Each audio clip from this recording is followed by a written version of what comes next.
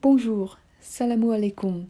Dans cette vidéo, je vais vous montrer comment manipuler les fonctionnalités du formulaire CTO, comment remplir et envoyer des données d'évaluation de compétences des élèves. Donc, je vais cliquer sur Application CTO pour l'ouvrir. Ensuite, je clique sur Remplir un formulaire et je clique sur le formulaire Évaluation FMPS Formation. Ça me mène vers le début du formulaire. Et maintenant, pour avancer, vous pouvez glisser votre doigt sur l'écran vers la gauche. Donc, je vais le faire. Voilà, c'est le message de bienvenue. En fait, je veux vous montrer une option qui vous permet de changer de langue. Donc, en cliquant sur les 3 petits points au coin supérieur droite, encore une fois, vous voyez, il y a une option. La troisième option, c'est changer de langue. Il existe 2 versions du formulaire électronique, comme il existe 2 versions du formulaire papier.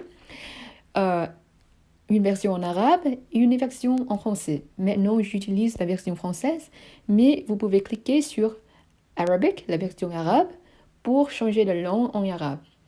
Pour ces vidéos, je vais continuer en utilisant la version arabe. Voilà. Et maintenant, j'avance à la prochaine étape et le formulaire me demande de saisir mon code CIN. Pour cette vidéo et pour les besoins des formations, j'ai créé un code test CIN qui n'est pas un vrai code, bien sûr, mais c'est utile pour juste tester le formulaire si vous n'êtes pas une éducatrice. Donc, vous pouvez mettre test CIN et vous cliquez sur OK et vous glissez votre doigt. Et ça vous mène à la page suivante qui contient le devoir de test. Donc, encore une fois, ce n'est pas un vrai devoir, c'est un devoir que j'ai inventé pour à l'entrée d'illustration. Voilà. Et je clique sur le devoir et j'avance. Et je clique sur Ajouter un groupe. C'est une manière de dire au formulaire que je veux commencer une saisie de données. Maintenant, je vais choisir la section que j'enseigne. Je vais faire semblant que je suis une éducatrice de la moyenne section et je choisis semestre 1. Il y a 4 élèves dans la moyenne section que j'enseigne et je vais sélectionner les noms de tous les élèves dans ma classe. Pendant le pilote, nous avons reçu une réclamation de plusieurs éducatrices qui ont dû renseigner des classes qui ont été reparties dans des groupes plus petites en raison des circonstances sanitaires.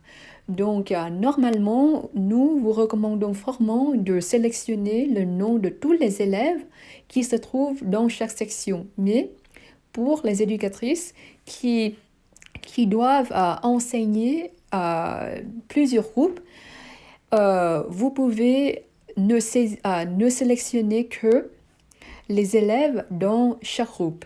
Et comme ça, vous pouvez effectuer l'évaluation groupe par groupe. Mais normalement, encore une fois, nous recommandons que vous fassiez de votre mieux pour sélectionner tous les élèves dans votre section. Maintenant, j'avance et je vais choisir la pratique que je veux faire à l'évaluation. Voilà. Voici la feuille d'instruction contenant toutes les informations relatives au déroulement de l'activité d'évaluation.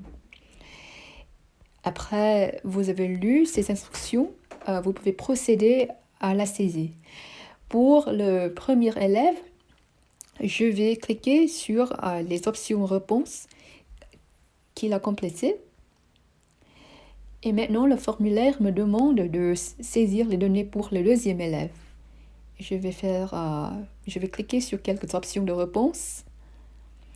Je vais vous montrer quelque chose en fait. Qu'est-ce qui va arriver si je sélectionne toutes les options de réponse?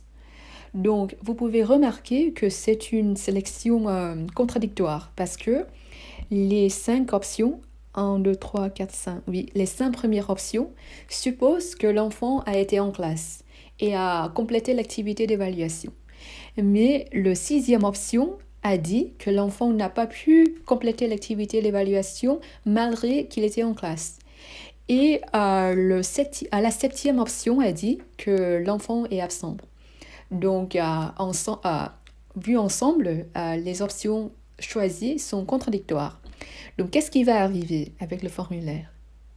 Voilà, vous voyez, en bas, il y a un message qui dit « Entrée non valable ». Les options de réponse choisies sont contradictoires.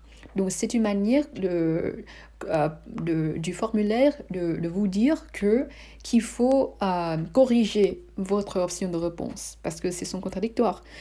Donc, pour ça, je vais enlever les options de réponse complétées en classe et je ne sélectionne que l'option « L'enfant n'a pas pu compléter l'activité d'évaluation ».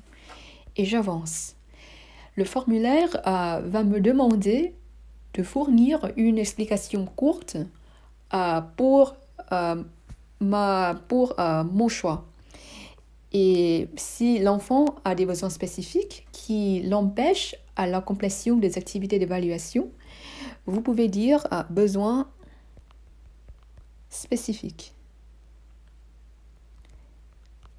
Voilà, ça suffit de le dire.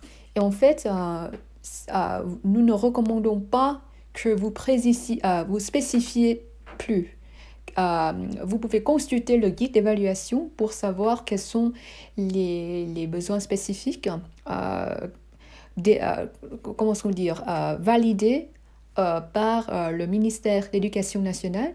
Mais quand vous fournissez une explication dans le formulaire SOFRE-CTO, vous n'avez qu'à indiquer que l'enfant a besoin spécifique.